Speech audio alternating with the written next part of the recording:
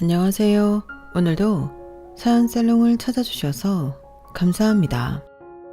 저는 결혼하고 2년 만에 사기꾼 시어머니 때문에 이혼한 30대 여성입니다. 이혼은 소송을 통해서 했고요. 걸린 기간만 따져보면 1년이 조금 안 되는 것 같은데 심리상 한 4, 5년은 걸린 기분이더라고요. 그만큼 심적으로 많이 힘들고 스트레스가 이만저만이 아니었는데 지금은 제가 원하는 대로 승소하고 또다시 제 정상적이고 지극히 상식적인 제 삶을 되찾아 기쁜 마음으로 지내고 있어요. 그러면서 사람이 행복하고 불행한 건 다 마음가짐에 따라서 좌지우지 된다는 걸 새삼 깨달았는데요. 결혼 전에는 제가 행복한지 모르고 살았더라고요. 남들은 연애도 잘하고 결혼도 해서 잘 사는 것 같은데 나는 뭐가 못나 매일 혼자서 청승을 떨고 있나 그런 생각을 많이 했거든요. 하지만 이혼 후 제가 느끼는 결혼 이전의 삶은 할 수만 있다면 시간을 되돌려 돌아가고 싶은 완벽한 인생이었는데 지금은 비록 이혼녀가 되어 돌아왔지만 그 어느 때보다 제 삶에 만족하고 또 감사하며 지내고 있어요.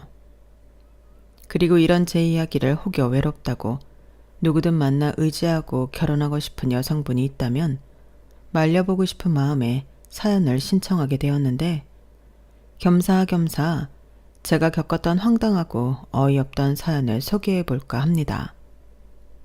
단도직입적으로 저는 사기를 당했어요. 그것도 시어머니와 남편이 작당하라고 철저히 저를 속였는데요. 그때도 그렇지만 시간이 흐른 지금도 그날의 기억을 떠올리면 그저 황당하기만 합니다. 어디 사기칠 사람이 없어서 며느리고 와이프인 사람에게 사기를 칠 수가 있을까요? 그리고 그들은 평생 그걸 들키지 않을 자신이 있었나 본데 아무래도 저를 호락호락하게 본 것 같았어요. 제가 인상이 순하게 생겼다는 소리를 자주 듣거든요. 하지만 반전으로 성격은 그다지 순한 편은 아닌데 전 남편은 그런 성격을 알았으면서도 그게 가능할 거라고 생각했나 보더라고요. 그래서 그때는 시어머니도 시어머니지만 남편 때문에 더 화가 났었는데 바로 이야기를 하자면 그들이 저에게 사기친 건 집이었어요. 시어머니가 저희 상견례 때 당신이 집을 해주겠다고 큰 소리를 치셨거든요. 사실 그러실 필요 없다고 저와 저희 부모님이 말리기도 했는데요. 시어머니는 당신이 다 미리부터 생각하고 있었다며 끝까지 고집을 부리셨어요. 그렇기 때문에 너무 말리는 것도 예의는 아닌 것 같아 저희도 어쩔 수 없었는데 남편을 따라 시어머니가 매매 계약했다는 집을 가보니 좋긴 했어요. 둘이 살기엔 평수가 좀 있는 것 같긴 했는데 전세도 아니고 매매이니 나중에 아이가 태어날 것을 고려하면 나쁘지 않을 것 같았거든요.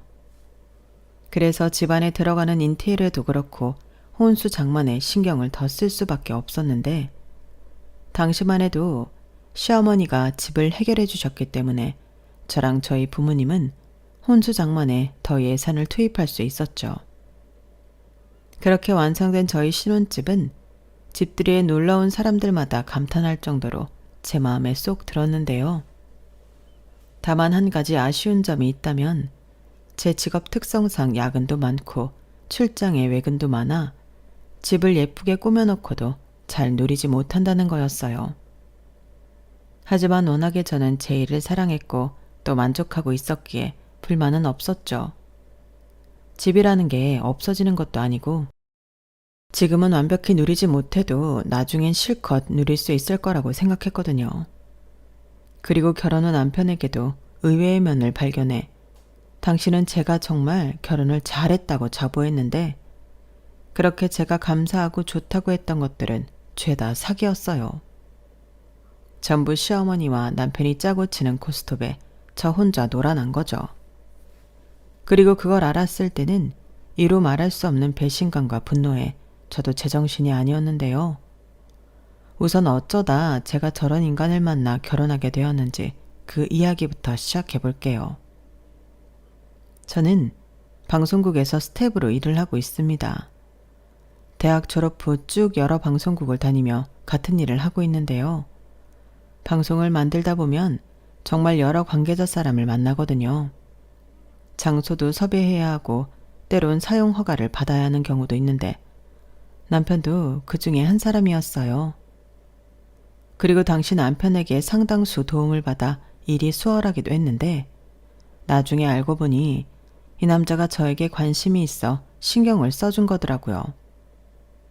그러면서 호시탐탐 제 마음에 들기 위해 기회를 엿보고 있었는데 그때도 제가 정신없이 바쁜 생활 탓에 그런 남편의 마음을 알아차릴 수 없었어요. 그런 마음도 시간이나 마음의 여유가 있어야 눈에 들어오고 마음에 들어오는 거죠. 하지만 그때는 하루를 48시간처럼 살고 있던 저였기 때문에 사실 반 시체나 다름없었는데 정신을 차려보니 이 남자가 저에게 공이란 공은 다 들이고 있더군요.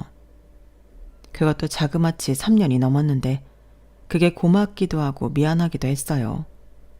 그러면서 동시에 저런 수뇌부를 갖고 있는 남자라면 만나볼 만하다 싶은 생각이 들었고 저는 드디어 그 남자의 마음에 화답을 했는데요.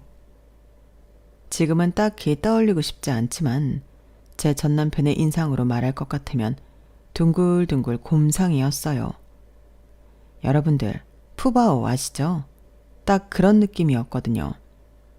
그리고 웃을 때는 순진무구한 아이처럼 귀엽기도 했는데 제가 처음 연락해서 데이트 신청을 했을 때 이 남자의 얼굴이 세상을 다 가진 어린아이 같더군요. 저는 그 얼굴이 좋았어요. 게다가 제가 무슨 말만 하면 초롱초롱 눈빛을 빛내며 경청하는 모습도 인상 깊었는데 지금 생각해보면 제가 연애를 아주 오랫동안 쉬었기 때문에 별것도 아닌 것에 혹했던 거였죠. 하지만 인연은 타이밍이라고 했던가요? 저는 오랜만에 깨어나고 있는 연애세포가 반가웠고 순식간에 호르몬의 노예가 되어버렸어요. 다시 오랜만에 하는 연애는 너무 달콤하더라고요. 게다가 바쁜 제 일정을 100% 이해하고 있던 남편에게 그야말로 홀딱 빠져 있었는데요. 남편은 시간이 날 때마다 저를 찾아와 저를 챙겨줬어요. 먹을 것부터 시작해 우산, 겉옷, 아플 때는 약까지 사와서 저를 챙겨줬는데 덕분에 제가 연애 중이라는 걸 모르는 사람이 없을 정도였죠. 그리고 그때는 처음으로 결혼에도 관심이 있을 때였는데 그렇게 연애 4년을 하고 드디어 결혼을 하기로 그 남자와 약속했죠. 당시도 좀 바쁠 때긴 했어도 연봉이 그래도 가정을 이루고 살 만큼은 되었어요.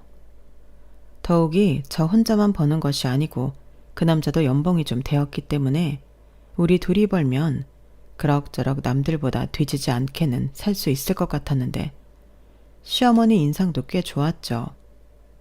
시어머니는 남편 없이 혼자 아들을 키웠다고 하셨는데 일을 오래 해서 그러신지 일하는 며느리를 좋게 봐주셨어요. 요즘은 여자도 능력 있으면 자기 능력 발휘하고 살아야지. 나야 먹고 살아야 해서 어쩔 수 없이 했지만 그 덕에 이렇게 아들도 키우고 방송국 다니는 며느리도 보잖아. 내가 요즘 얼마나 기분이 좋은지 몰라. 드디어 아들 장가 보내고 해방인데 이렇게 똑똑하고 멋진 며느리도 보다니. 내가 말년에는 복이 좀 있으려나 봐. 우리 서로 싸우지 말고 잘 지내보자. 어머니도 참 저희가 왜 싸워요. 그리고 이렇게 저 좋게 봐주셔서 저야말로 감사하죠. 저도 형섭 씨한테 어머니 얘기 종종 들었는데 대단하신 것 같아요. 보호망이라면서요. 아우 얘가 그래? 정말 못 말려. 근데 그것도 옛날 얘기지. 지금은 아니야. 기존 고객들 관리만 좀 해드리고 있지. 신규 계약은 거의 없어. 그래도 뭐 혼자 먹고 사는 데는 지장 없으니까 걱정하지 말고. 설마 내가 아들 며느리 등골 빼먹겠어? 나 그런 사람 아니야. 엄마도 참 내가 남이야? 엄마가 지금까지 키워줬는데 이제 나한테 의지해도 돼. 나는 말이야 장가 가서도 엄마한테 잘하는 아들이 될 거야. 됐어. 너 그러면 큰일 나는 거야. 아우 얘가 이렇게 아무것도 몰라서 어쩌지? 민경아, 내가 니들 결혼식 전까지 얘 정신교육 시켜놓을 테니 걱정하지 마라. 너 장가 가면 이젠 나랑은 끝이야. 장가 가서 자기 식구 생겼음. 거기에 잘해야지. 어머니, 그래도 그건 아니죠. 어떻게 부모 자식 사이인데 끝이라고 하세요? 저는 오히려 어머니 생각하는 형섭 씨 마음이 예쁘다고 생각해요. 저도 엄마가 한 분 더 생긴다는 마음으로 잘하겠습니다. 어머, 어쩜 말을 이렇게 예쁘게 잘해? 엄마라니. 나도 딸이 생긴 기분이다. 사실 주변에 딸이 있는 내 또래들 여자들 보면 그게 그렇게 부러웠거든. 말이라도 고마워. 우리 진짜 모녀 사이처럼 잘 지내자. 네, 어머니. 저는 그때 그게 제 발로 걸어가는 지옥길인지도 모르고 좋아했어요. 이왕이면 고부 사이라고 해도 잘 지내면 좋다고 생각했죠.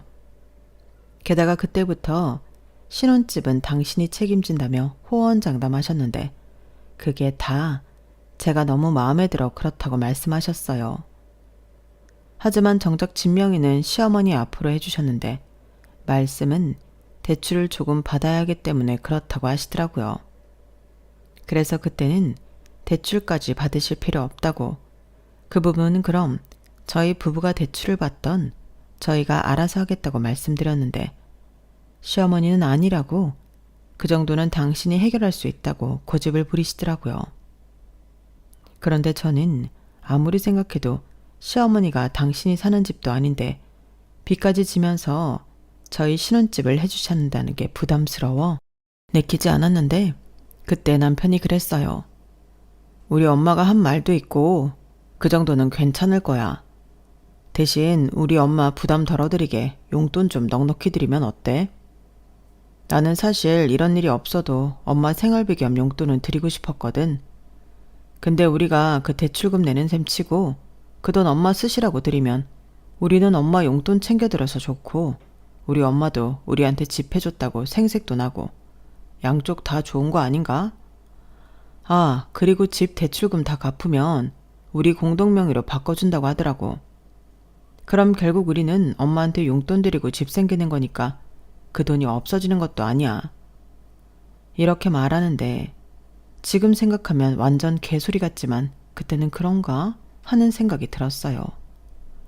아무리 시어머니가 일을 하신다고 해도 남편이 저렇게까지 말하는데 용돈을 안 드릴 수는 없는 거니까요.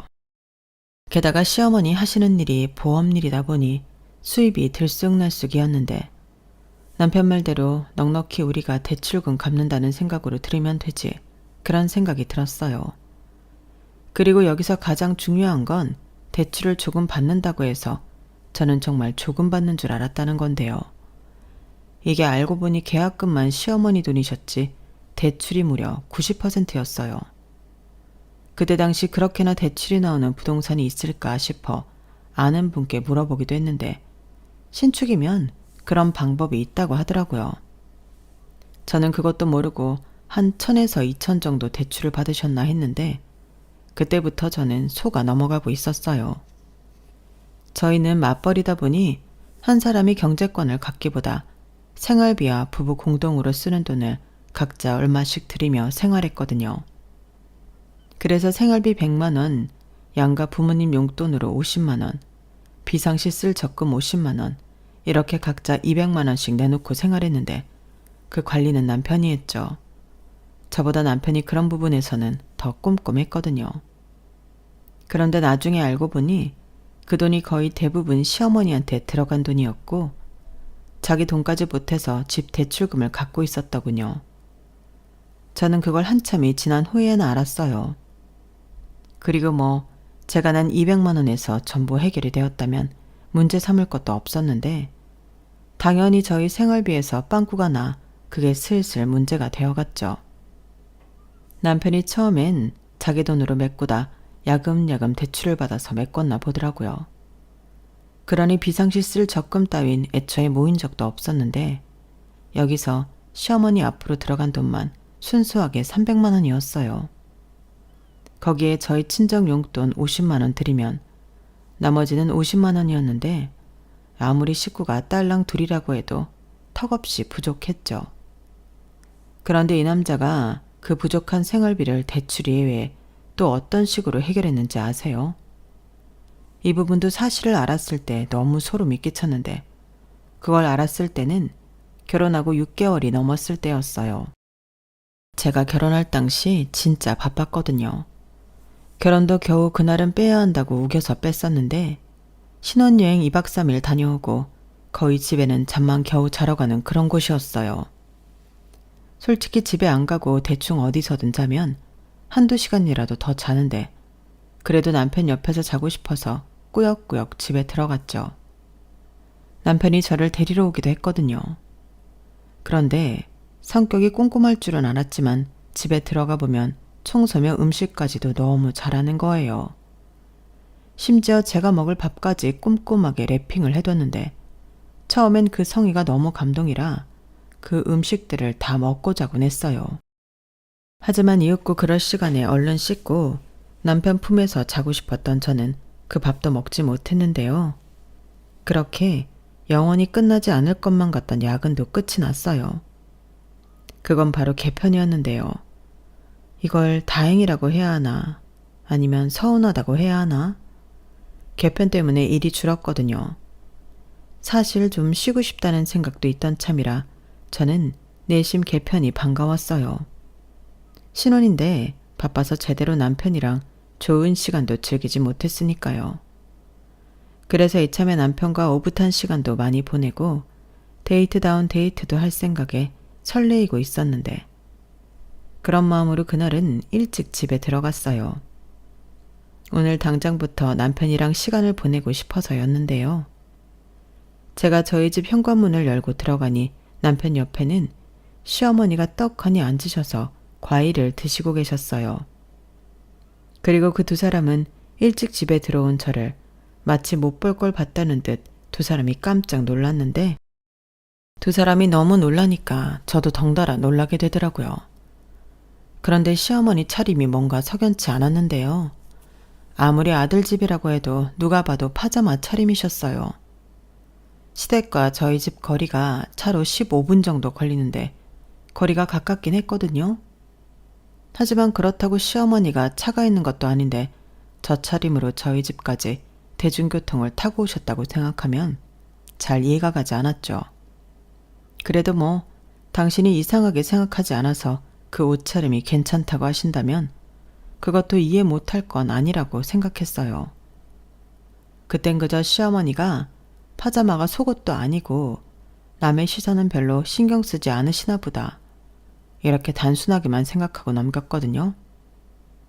그런데 뭔가 이상한 낌새는 그 다음부터 시작되었는데요. 아무리 남편이 꼼꼼하고 세심하다고 해도 청소며 정리가 너무 살림 구단 같은 거예요.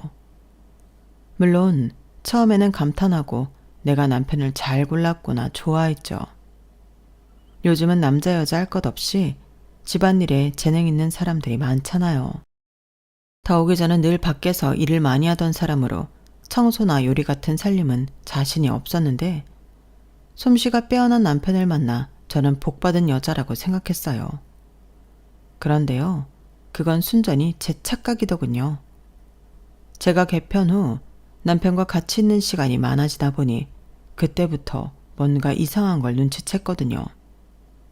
그렇게 치우는 것도 잘하고 정리전돈도 잘하던 남편은 저랑 있으면서 영 딴 사람이 되었는데 건조기에서 나온 빨래를 갤 때도 서랍에 있는 옷들과는 확연하게 달랐어요.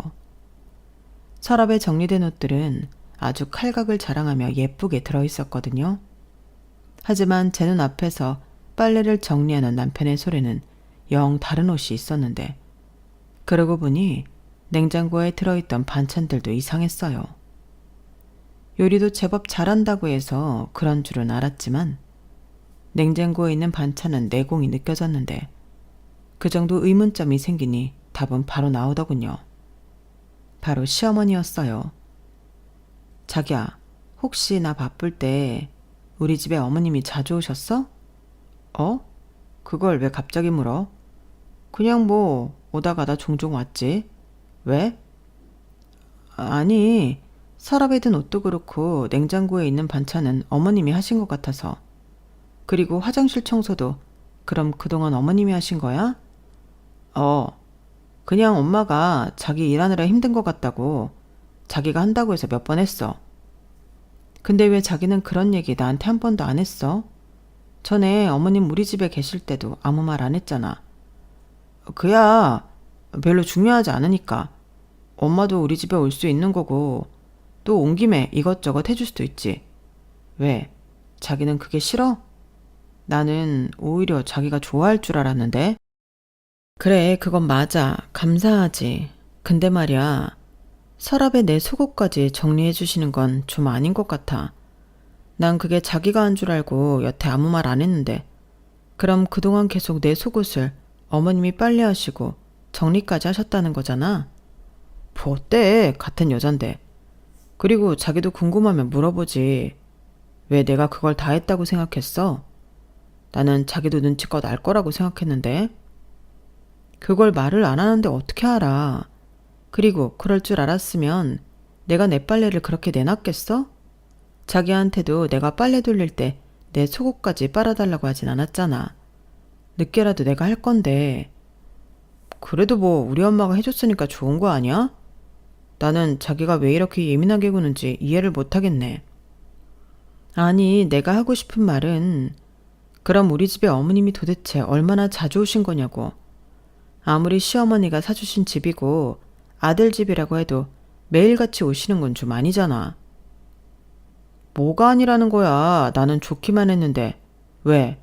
그럼 나는 뭐 맨날 자기만 기다리면서 이 넓은 집에 혼자 있어? 겸사겸사 집도 가까우니까 온 거지. 엄마도 우리 집에 오는 거 좋아하고. 나는 지금 자기 반응이 진짜 이상해. 저는 저를 이해할 수 없다는 남편에게서 처음으로 답답함을 느꼈어요. 시어머니 입장에서는 가깝기도 하고 아들 집인데 바쁜 며느리 대신 수고해 주신 걸 수도 있지만 며느리 입장에서는 아무리 못하는 살림이라도 시어머니한테 보이고 싶지 않을 수 있잖아요. 하지만 남편은 아무리 제가 얘기를 해도 그걸 이해할 수 없다는 듯 말했고 저는 더 이상의 대화는 불필요한 것 같아 대화 말고 부탁을 하기로 했어요. 당분간은 내가 예전처럼 바쁘지 않을 거니 시어머니한테 힘들게 오시지 않아도 된다고 남편에게 이야기를 해달라고 했거든요. 못하는 살림이라도 제가 자꾸 해봐야 늘지 않겠냐고 중간에서 오해가 생기지 않게 전달 좀 잘해달라고 했는데요. 제가 연락드릴 수도 있지만 아들이 하는 게 나을 것 같더라고요. 그리고 한동안은 남편이 얘기를 잘 했는지 시어머니가 저희 집에 오시지 않았어요. 집은 예전보다 좀 엉망이 되긴 했지만 제 마음은 전에 비하면 훨씬 편안했죠. 그런데 무슨 이유인지 남편의 얼굴은 점점 어두워졌는데요. 분명 저한테 말하지 못한 고민이 있어 보였어요. 처음엔 회사에 무슨 일이 있나 걱정이 되었죠. 그래서 슬쩍 간단한 술상과 함께 회사에 무슨 일 있냐고 물어보기도 했는데요. 남편은 아무 일도 없다고 능청스럽게 대화를 피하는 거 있죠.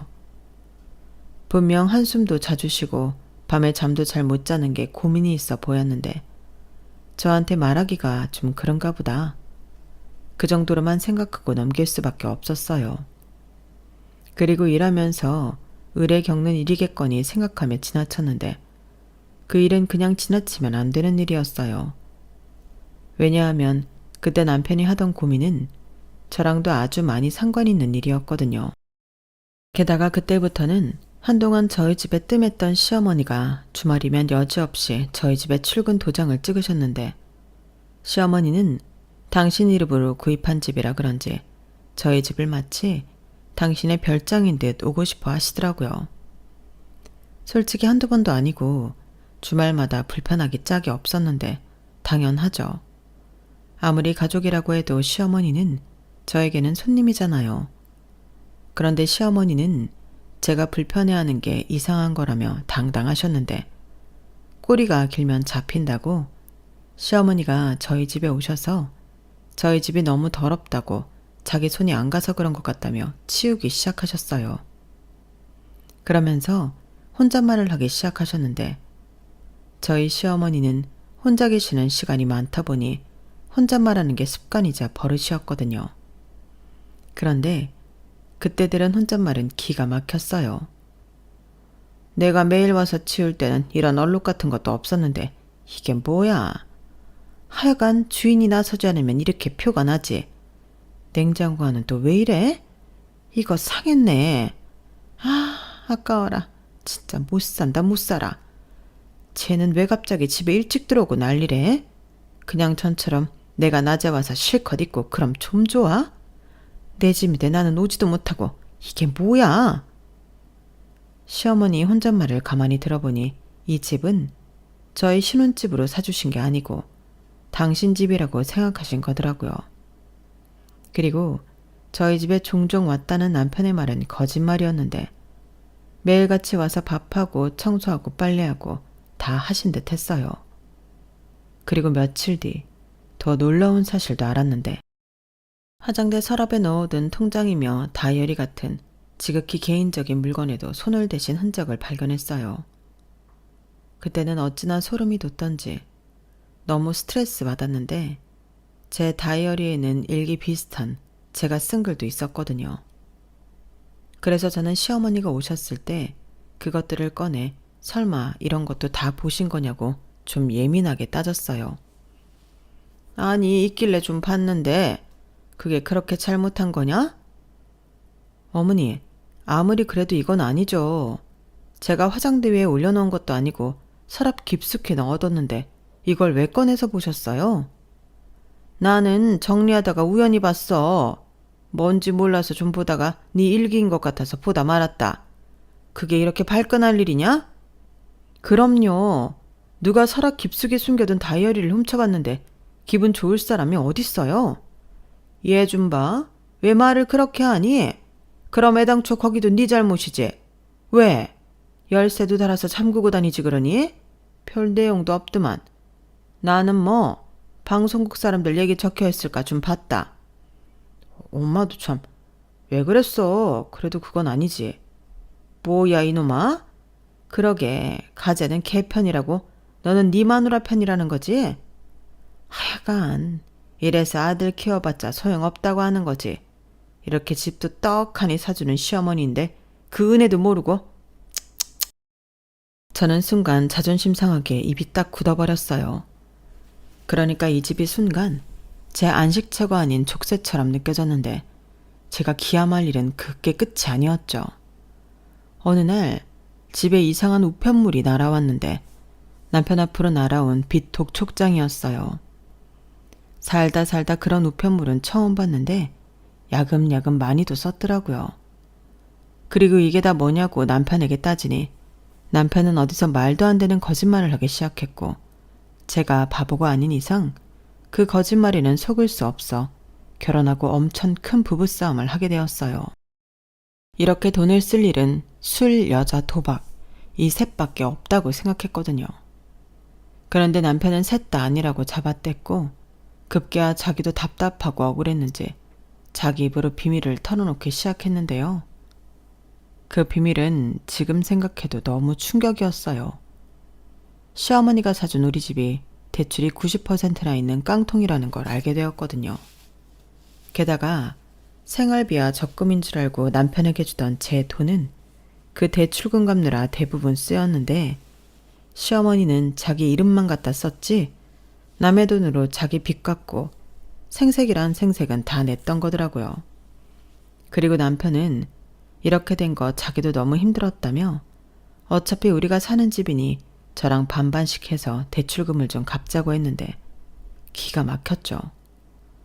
아니 솔직히 지금까지 속은 것도 열받는데 4명이도 아닌 집 대출금 갚아주고 싶지 않았어요. 애당초 상견례 때도 그러실 필요 없다고 말린 사람도 저였잖아요. 그런데 이렇게 사람 뒤통수를 치고 또 자기 집이라고 집도 해줬는데 은혜를 모른다는 소리까지 들었으니 열이 안 받을 수 없었는데 마이너스 통장에 신용대출, 카드론까지 남편이 그간 혼자 쳐놓은 사고도 짜증이 났어요. 결국엔 집 대출금이란 남편 빚도 같이 갚아야 한다는 소리잖아요. 그래서 저는 우리 능력에 살 수 없는 집이면 손해를 보더라도 파는 게 맞다고 팔아서 집 대출부터 갚자고 했는데요. 그 소식을 들은 시어머니가 난리가 났어요. 자기 집을 왜 제 마음대로 파냐고 얼굴까지 시뻘개져서는 따지러 오셨더라고요. 그래서 저도 같이 따졌어요. 이렇게 90% 빚으로 사주신 집이 사주신 거냐고요. 이건 그냥 저희더러 대신 빚 갚고 살라는 건데 그럼 명의라도 우리한테 줘야 하지 않았냐고 따졌어요. 그러자 제가 집 명의 가지고 따진다고 시어머니는 입에 거품을 물기 시작했고 대출 다 갚으면 어련히 명의도 공동명의로 바꿔줄 건데 제가 너무 속물이라고 핏대를 세우셨어요.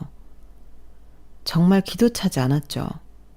자기들이 지금 저한테 쌍으로 사기친 건데 방귀 낀 놈이 성낸다고 딱 그 짝이잖아요. 그래서 어디 계속 그렇게 해보라고 했어요. 저는 제 명의도 아니고 그 빚 갚고 싶지 않다고 남편에게 주던 돈을 그달부터 딱 끊어버렸는데요. 남편은 그럼 생활비는 어떻게 하냐고 억울해 죽겠다는 듯 말하더라고요. 그래서 저도 지지 않고 말했어요. 누가 더 억울한지 제대로 따져보자고요. 그래, 자기 화난 거 이해해. 근데 나도 중간에서 힘들었어. 오죽하면 빚까지 지면서 지금까지 버텼겠냐? 그런 건 자기가 좀 이해해줘야지. 나는 엄마한테도 자기한테도 좋은 사람이고 싶단 말이야. 지금 뭐라는 거야? 자기 원래 그런 사람이었어? 사람이 해도 되는 게 있고 하면 안 되는 게 있는 거잖아. 나는 어머니도 어머니지만 다 알면서 한통 속으로 나를 속인 자기한테 더 화나. 자기는 이걸 나한테 언제까지 속일 수 있을 거라고 생각했어? 아니, 속이려면 제대로 속여서 내가 영영 모르겠어야지. 나도 그러고 싶었지. 자기랑 나랑 200만 원씩 400인데 되지 않겠나 그랬는데 금리가 변동금리고 장인 장모님 용돈은 안 드릴 수 없으니까. 그럼 우리 생활비를 줄여야 한다는데 줄인다고 줄여도 공과금 내면 진짜 없는 걸 나더러 어쩌라고. 그래서 엄마가 우리 집에 와서 밥도 해주고 한 거야. 그럼 식비라도 굳잖아. 그리고 우리 엄마도 여기 와서 가정부 노릇 했으니까 몸으로 떼온 거나 다름없지. 진짜 사람 할 말 없게 만든다. 그게 말이 되는 소리 같아? 애당초 이 집 왜 고집 피운 건데? 입장 바꿔 생각해봤어? 자기도 좋아했잖아. 사람이 그렇게 변하면 안 되지. 막말로 이 집에 거주하는 건 우리 아니야? 그래, 우리 엄마가 좀 억지를 부렸다고 치자. 그래도 뭐 우리 엄마 욕심 채우려 한 거 아니고 우리 좋게 살라고 한 거잖아. 글쎄, 나는 모르겠는데 전에는 어머님이 사주신 집이니까 명의 부분 불만 없었는데 나는 이렇게 만들어 놓고 당신 명의로 한 어머니 마음은 사심이 있다고 생각해. 막말로 여기 당신 집이라고 생각하시잖아. 매달 남의 돈으로 대출 빚 갚으시면서. 그뿐이야? 나랑 우리 엄마 아빠는 깡통집인 줄도 모르고 여기 혼수한다고 얼마나 무리했는데. 남이라니. 진짜 말 그렇게 할래? 그리고 자기가 해온 혼수는 우리가 잘 쓰고 있잖아. 우리 엄마가 가져가서 쓰시는 것도 아닌데 그 얘기가 여기서 왜 나와? 이러니 우리 엄마가 자기더러 속물이라고 하지. 저는 남편의 속물 소리에 더는 참고 싶지 않았어요.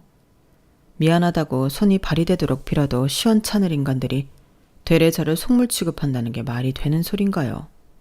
그래서 저는 예정대로 그달부터 주던 생활비도 끊어버리고 어떻게 하면 제 동의도 없이 들어간 대출금을 회수할 수 있을까 고민했어요.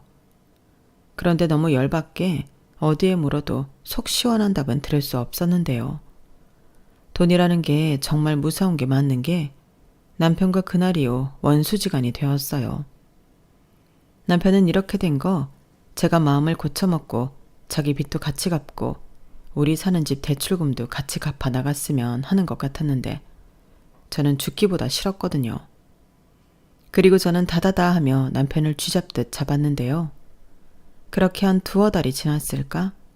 시어머니가 갑자기 짐을 싸서 저희 집에 막무가내로 쳐들어왔더군요.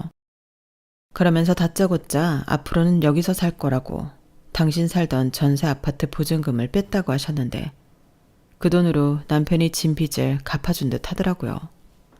그러면서 집주인이 안방 쓰는 거 아니겠냐고 안방에 있던 제 물건을 마음대로 빼기 시작하는데 남편은 그런 자기 엄마가 있어 기가 살았는지 낄낄거렸어요. 그 얼굴을 보는데 저 사람이 제가 좋다고 저를 쫓아다녔던 인간이 맞나 의구심이 들 정도였어요. 그래서 이렇게 된 거 그냥 편하게 이 집에서 둘이 살라고 저는 친정 부모님에게 연락을 드렸죠. 그러자 시어머니도 남편도 무슨 이런 일로 부모를 찾냐며 제 핸드폰을 뺏으려 했는데 다행히 제가 통화 버튼을 누른 뒤였어요. 그렇게 시어머니와 남편의 목소리가 여과 없이 핸드폰에 들렸고 이게 무슨 소리냐고 저희 아빠가 물으셨는데 저는 핸드폰에 대고 바로 빨리 집으로 와달라고 했어요. 큰일 났다고 다급히 말했는데 저희 부모님은 정말로 저한테 무슨 일이 생긴 줄 알고 달려오셨더라고요.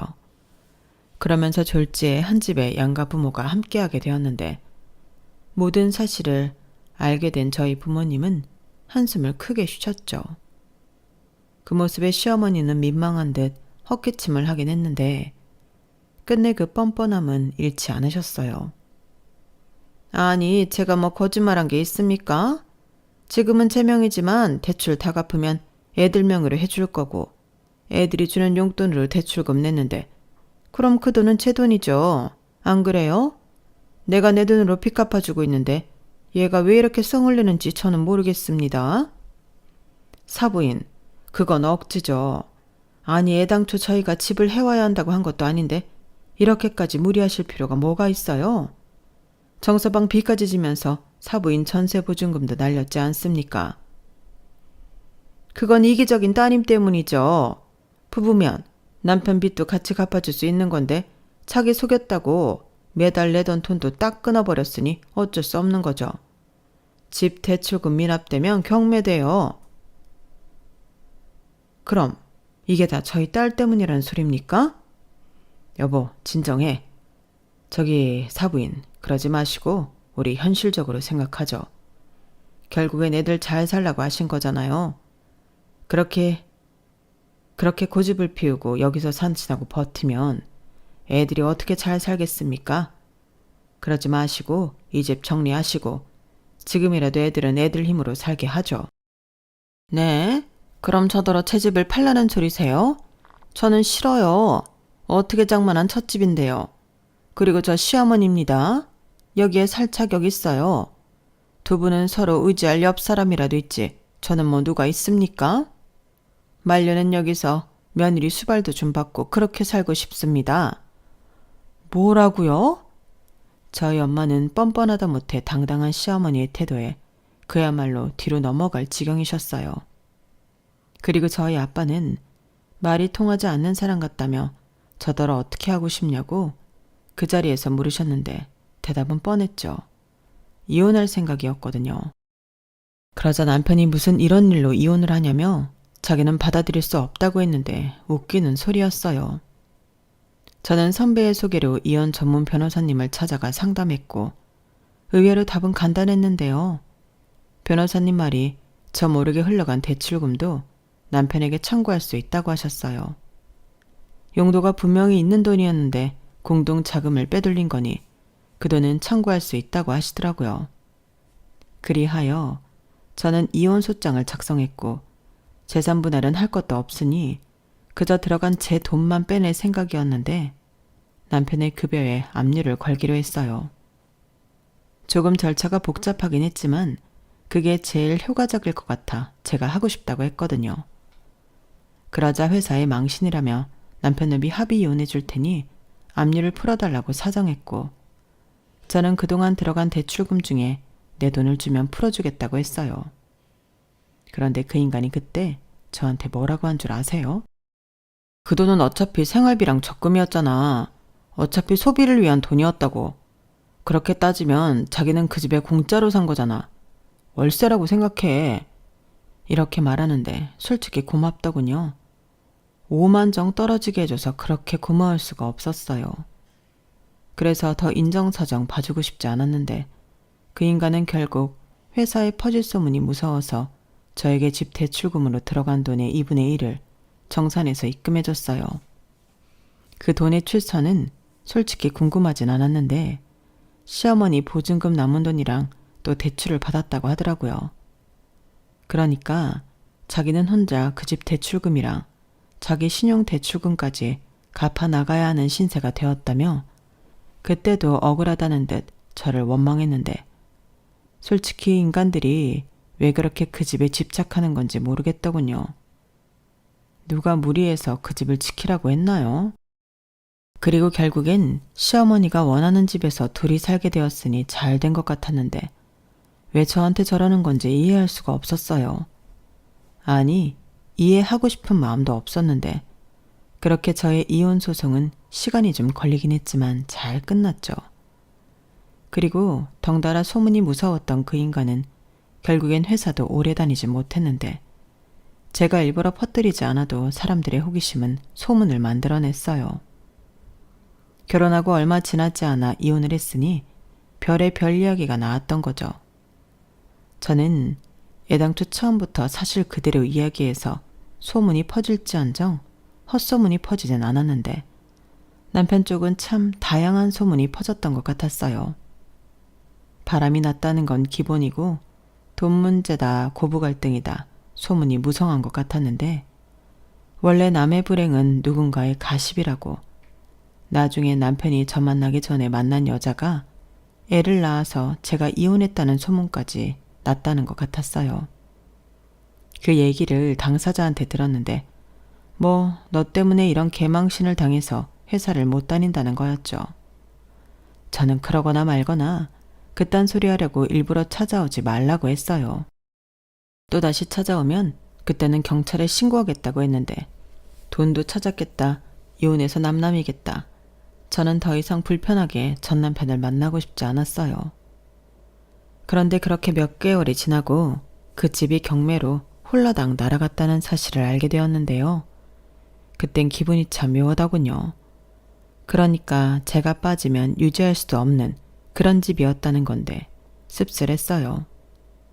그리고 며칠 뒤 시어머니가 저를 찾아와서는 자기 집이 경매로 넘어간 건 순전히 저 때문이라며 자기랑 자기 아들이 지낼 수 있는 아파트를 구해달라고 했는데요. 끝까지 이상한 사람이었어요. 누구 때문에 아들 며느리가 이혼까지 했는데 반성이라는 걸 모르는 아주머니더라고요. 그래서 저는 제 입으로 떠드는 것도 힘들고 바로 경찰에 신고했죠. 전 남편 전 시어머니가 돌아가면서 찾아와 괴롭힌다고 호소했더니 경찰이 바로 출동했어요. 그리고 경찰 2명에게 둘러싸여 이러시면 안 된다고 이야기를 듣고 경찰서로 향하셨는데 그 후로는 다행히 두 인간은 제 눈앞에 나타나지 않았어요. 정말 다행이었죠. 그렇게 저는 다시 원래의 제 삶으로 돌아올 수 있었는데요. 그때 비로소 깨달았네요. 이미 충분히 저는 행복한 사람이라는 걸요. 하고 싶은 일을 마음껏 하며 자유롭게 살고 있었는데 왜 그걸 몰랐을까요?